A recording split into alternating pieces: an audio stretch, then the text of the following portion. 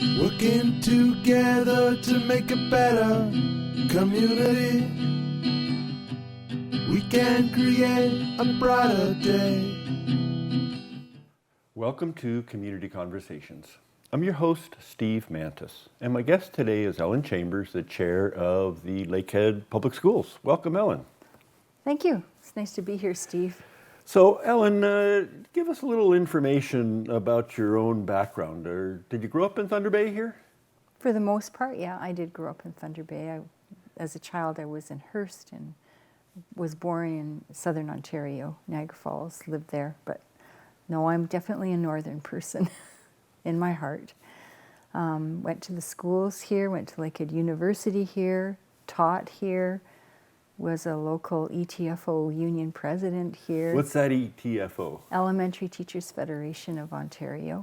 Okay. Did that and was on their provincial executive. So I've been involved in education my whole life. And then when I retired, I took the step to run for a political position as a publicly elected trustee. And that seems to fit. I like it. It's still part of education. It's like a nice circle. You start off with the kids, and then you're concerned about the teachers and their environment. And now my job is to really be focused on kids again.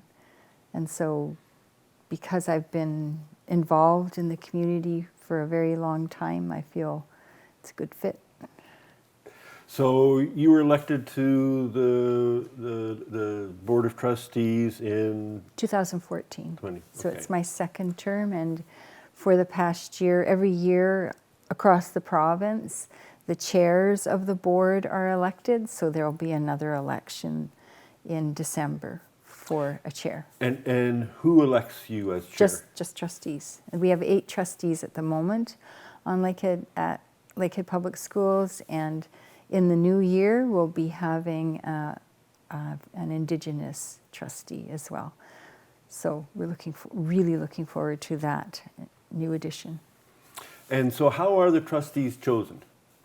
In a municipal election. We're on the ballot for trustees, and this year, it was in 2019, 18, pardon me. In the fall, there was 18 people who ran for 8 positions. So you have to kind of know, and it's we're kind of sometimes forgotten, but nonetheless, we're quite important. And is your term coincide with our city council? Is it a 4-year term? Yep, absolutely. And the elections happen at the same time? Exactly, yep. All right. So was there something that really motivated you right in the beginning to put your name forward to run for the trustees? I think the biggest thing was that when I retired, I knew I wanted to do something else. And it happened to be that same year. People had encouraged me, had asked me, and I think that's the way, if you're involved in a lot of things, I think that's the way it happens. People kind of tap you on the shoulder and say, why don't you think about this? And you go, I would never think of that. And I think that's how I managed to find my way all the way, as somebody saw something that I may not have seen. But I also, like I said, education is me, I think. I love education. It's a really important thing, and I believe it's the key to everyone, for everyone. So, as you mentioned, education's been your life. Yep. And you've seen it from different perspectives. Yeah. Now, from the perspective as a trustee and the chair of the board, how do you see it differently? I think I see it as a holistic thing. I don't see it any differently. I think I see it in a fuller, greater understanding. Obviously, it's different going from being a teacher to a union president. It's very interesting going from a union president and union executive member to being part of the Ontario Public School Boards Association, because in the province, if you know, you're watching now, there's contract negotiations going on. In the past, I would have been, advocating strongly for contracts, right? And the Ontario Public School Boards Association, they are the ones with whom the unions do their collective bargaining negotiations with. So now I'm basically on the other side, but in reality, we're all on the same side. And so in the end, what we all want is how can we achieve with what we've got the best for kids. So what is your role in that bargaining relationship now as a member of the Provincial Association? I do have another role as a trustee. Every school board has one representative that goes to Toronto and, you know, becomes part of that association in a different way and brings back information. So all trustees, we are the final approve. We approve, just like in a contract, if it's between teachers and the board or custodians in the board and the various unions, they would ratify or approve that memorandum of understanding, and trustees do the same. I don't sit at any table. I do not do any negotiating. That's not my job as a trustee. Right. But we do understand the collective agreements and approve of them. So and uphold them. So in a way, now there is a public kind of, I don't know if it's a conflict exactly between the teachers' unions and our provincial government, certainly around class size and any number of issues. Even though you're not in the middle at the table, you say, but that's going to play out for the Lakehead Public Schools. It's huge, absolutely. And so how does that affect you as a trustee, as a chair, and really the whole system here in Thunder Bay?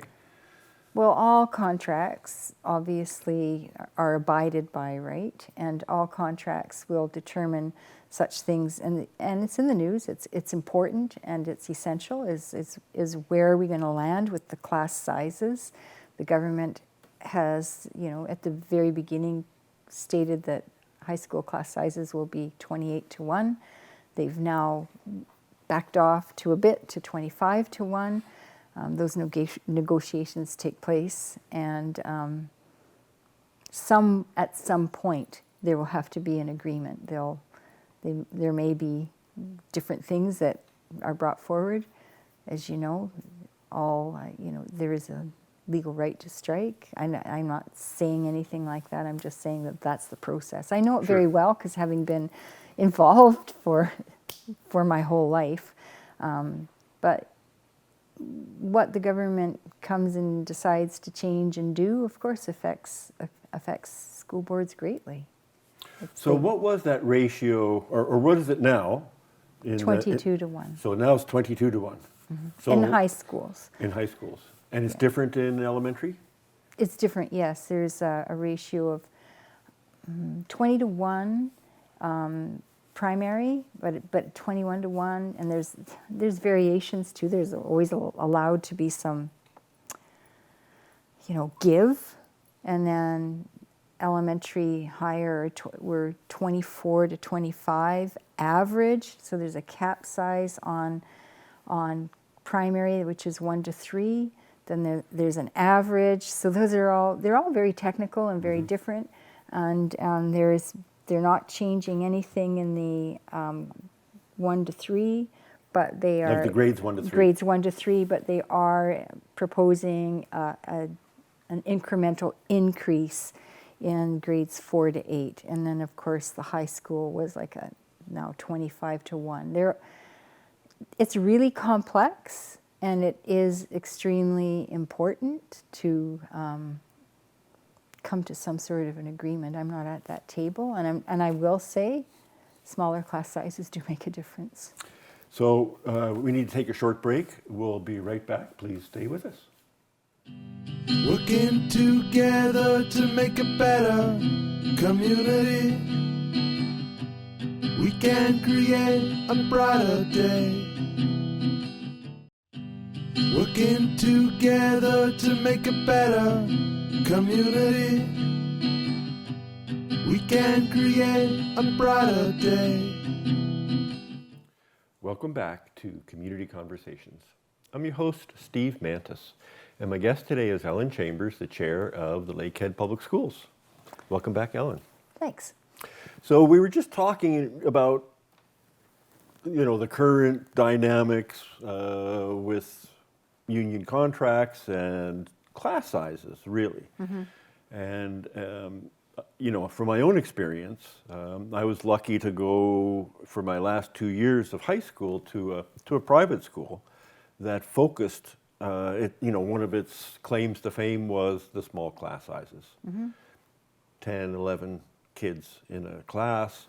We sat around a big oval table and you couldn't disappear. Right. You couldn't disappear in that room. So, you always, every class, you were participating. What I hear is that in the bigger class sizes, it's easier to disappear. And kids maybe that are struggling sometimes are able to, not put their struggles front and center because there's so much to do. From your own experience, both, I guess, from the different perspectives, how do you see that larger class size affecting those folks that maybe have challenges meeting the expectations of the class and the curriculum? Well, I certainly know that our classes are complex. They have, a range of children from all backgrounds, children with all learning needs, all learning abilities, and I think that, class size has been well documented. You have a rare experience. I don't think anybody's proposing anything like that for a public school system. It's not practical. Teachers they have great skills. Administration works extremely hard on addressing particular issues within their schools. They have data that track and follow, and they work together on new programs. We have a lot of extremely vital programs within our schools. We have learning academies in our grades 7 and 8s in a lot of our schools that are taking a curriculum and using it in a way where it's more hands-on, using community resources. If you're studying science and environment, then perhaps you're going outside, and we have schools where they're doing learning through an Indigenous lens and learning Indigenous ways of learning. So, class size is not the only thing. It's huge. It becomes something as a contractual issue, and it's attached to money. It's very clear where the government is as far as their money and budget is concerned. So, I don't want to simplify anything by saying, smaller class size and we can't survive other than that. That's not true at all. But we have complex needs of our children, and they're coming, as you listen. We have students who come from various situations who may be experiencing poverty. We need to deal with that. We need to deal with everything. So the best thing that we're doing is by making sure that our teachers are supported as much as we can with what we have. And so how do you support your teachers? That's a program thing. Trustees approve a budget, and how that budget is implemented is done through staff. So, there is multiple ways of supporting our staff with program staff who have special skills and go and do training through workshops, there's just, professional development days, professional learning circles. School is nothing like when you and I went to school. School has changed since I was last in the classroom, which was 12 years ago. I know the flavor and I know the reality, but the reality of that, even 12 years, has changed. So, schools are dynamic places, and they have to keep up with the changes too. We do put a the lot of best. expectations on our schools and on our Yeah, we do. teachers. You know, many community groups say you should include this in the curriculum. I know from our own perspective, our injured workers, we lobbied the government and they added occupational health and safety into the curriculum. And there's all kinds of groups that do that. That would seem to be one of the challenges to kind of manage all that information. What do you see as some of the biggest challenges for the Lakehead School Board? Our public education here in Thunder Bay. That's an interesting question. Like, I don't know. I'm not sure that I'd want to say this is a challenge. I'd like to. I know from the great people, all of the staff in our schools, the teachers right through to secretarial and custodians. I know that. I mean, we have the people who are doing their very best, and I think that challenges are turned into opportunities. I know that we make great partnerships with a lot of our community out there. We have huge partnerships with the Indigenous Friendship Center, with, we work with DeLeco and the Children's Aid Society, we work with mental health, we make partnerships. So I think maybe that is it. By reaching out, we are including our community. We can't do things alone, and I think that challenges become opportunities. I think that's the thing. I mean, for sure, it's difficult when governments change, and then there's a big change in perspective and what they want to do. That makes it very difficult. Makes it very, very difficult with decrees. But I've learned, and I know I've had to temper myself, that you always have to, no matter what, work through it the best you can, and try to keep your partnerships and your communication between everybody. You just can't shut doors, I think. So I don't know if I answered your question, but I know I answered it in a different way.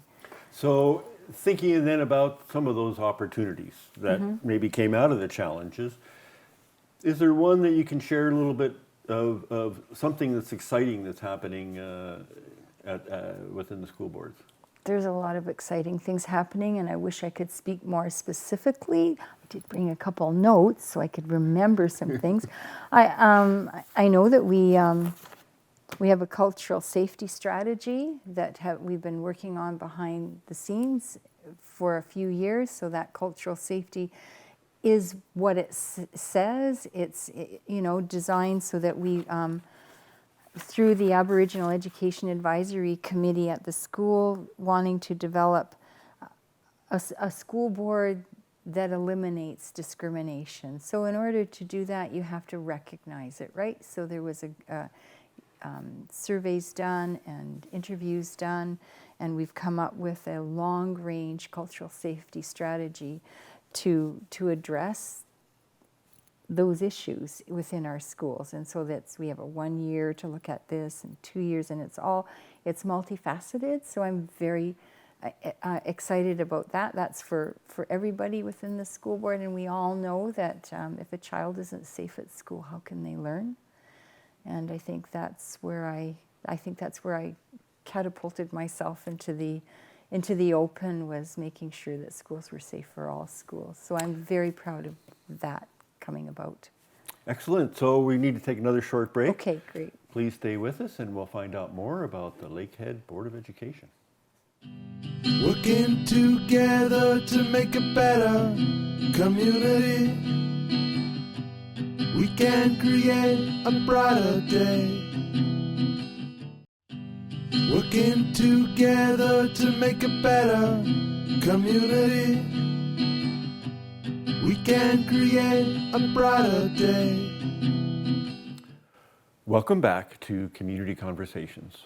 I'm your host, Steve Mantis, and my guest today is Ellen Chambers, the chair of the Lakehead Public Schools. Welcome back, Ellen. Here we are. So in the last segment, we were talking about cultural safety. And you mentioned, in a way, some of the work being done with Indigenous partnerships. it seems to me there's a number of issues in our society around cultural safety, certainly, our sexual orientation piece, the Indigenous, new Canadians, folks that don't fit the mainstream image.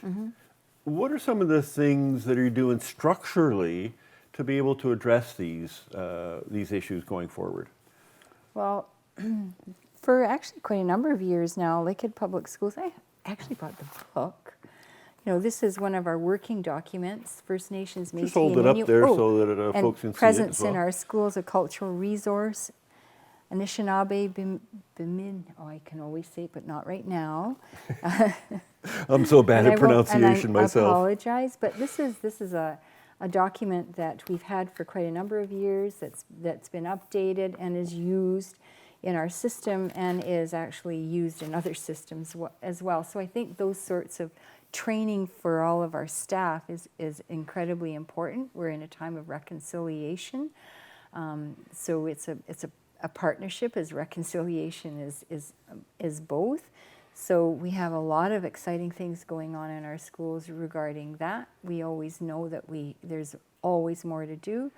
We have an Aboriginal Education Advisory Committee that advises for what things would be helpful to change. So we have Ojibwe classes now in our schools. We have a pilot this year for that will be an English class in grade 11, where all of the authors that they'll be studying will be Indigenous authors. So that will be obviously a mandatory class, just making sure we get it all perfected this year.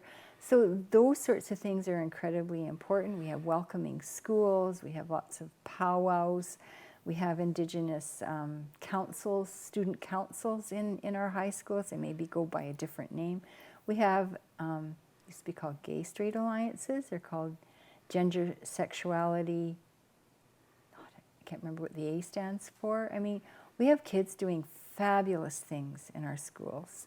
And that's where the excitement comes from, is actually following students' leads in what needs to happen.